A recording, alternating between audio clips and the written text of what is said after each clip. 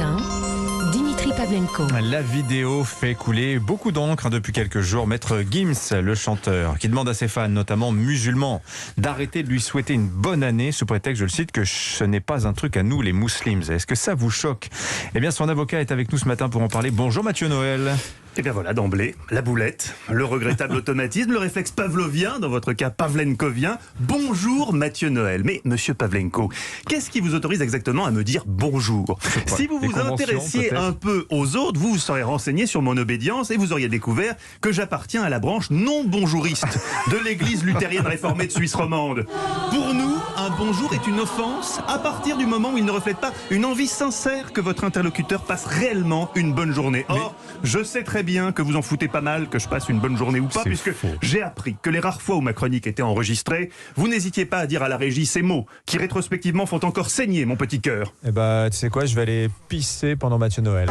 Alors non, dorénavant, merci de ne plus me dire bonjour. Et merci donc également de respecter le souhait parfaitement légal de mon client, Maître Gims, qu'on ne lui souhaite plus la bonne année ainsi que son anniversaire. C'est une polémique absurde qui n'a que trop duré. Et vous savez ce qui ferait plaisir à mon client, monsieur Pavlenko? Des œufs de Pâques.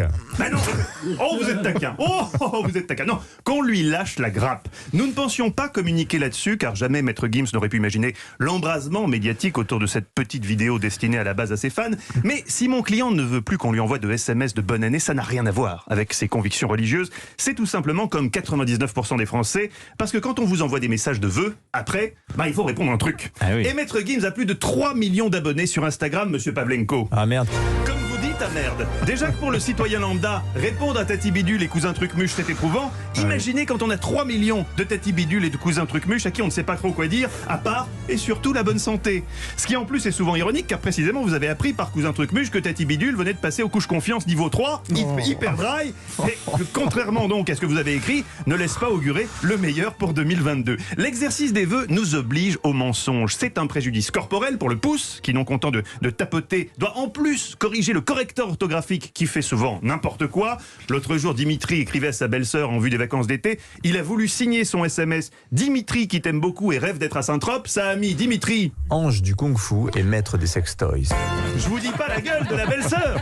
Pas compris. Bref, répondre aux vœux, c'est dur physiquement. Et puis c'est dur qui peut le lier psychologiquement. Là encore, imaginez le calvaire de mon client Maître Gims. Imaginez recevoir non pas une, non pas deux, mais 3 millions de cartes de vœux à la con, commençant par « En cette nouvelle année, fais de ton cœur ton refuge, et de ton refuge une fenêtre sur autrui. » Et se terminant généralement par une citation forte du Dalai Lama. Vous auriez envie, vous Pavlenko, de finir janvier le métacarpe en purée et le cerveau gangréné par des pensées bouddhistes? Non.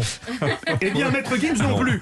Mon client dérange, car il est un des premiers à dire tout haut ce que beaucoup d'entre nous pensent tout bas, pour justement ne pas bousculer les traditions. Mais si on regarde la vérité en face, est-ce que c'est pas nous qui sommes hypocrites?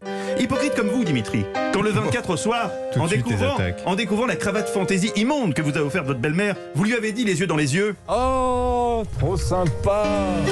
Hypocrite comme ce plaisir soi-disant unanimement partagé de se retrouver en famille. Alors qu'entre nous, Dimitri, si vous aviez le choix, vous seriez où le 31 au soir? Avec ma bière, là, en jogging, devant la télé. Mais bien sûr, plutôt qu'à se niquer les mains en ouvrant des huîtres pour des ingrats. À quel point sommes-nous prisonniers de nos traditions? Voilà la vraie question que pose Gims. Mon client qui tient d'ailleurs à clore cette fausse polémique en faisant don de tous ses vœux de bonne année à ceux qui en ont vraiment besoin. Ceux qui n'ont pas la chance d'avoir 3 millions de followers. Je pense notamment à un artiste ukrainien que j'aime beaucoup, Maître Dims.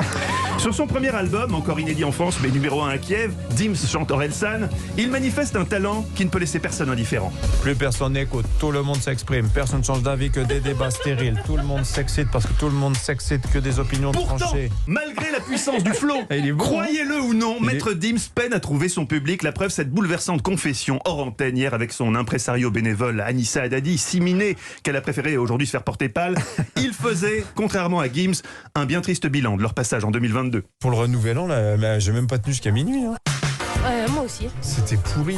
Ouais. Et alors, c'est bizarre, c'est la première année où j'ai pas reçu beaucoup de vœux, tu vois, de gens qui m'ont... Ouais. Ah ouais, moi j'en ai pas reçu beaucoup non plus. D'habitude, tu reçois plein de messages, et là, cette année... I'm so Voilà, cette tranche de vie pour rappeler que si à titre personnel mon client n'en veut plus, des millions de gens seuls aimeraient bien eux recevoir des messages de vœux. C'est pourquoi j'appelle tous les fans de Gims qui nous écoutent, je sais pas s'ils sont nombreux, à se mobiliser et envoyer leur carte de vœux à Dimitri, 2 rue des Cévennes, Paris 15e, dans le cadre de l'opération Jamais seul pour le nouvel an. Oh mais moi je répondrai pas à tout. Une réponse collective, voilà une solution simple que je propose à Maître Gims. Ah oui, qui tout à depuis fait. d'ailleurs, Plus simple, un truc automatique quoi. Il reçoit des déluges de bonne année depuis d'ailleurs, il a bien fait de s'exprimer. Merci Maître, allez on vous retrouve à 16h dans Historiquement Vaud.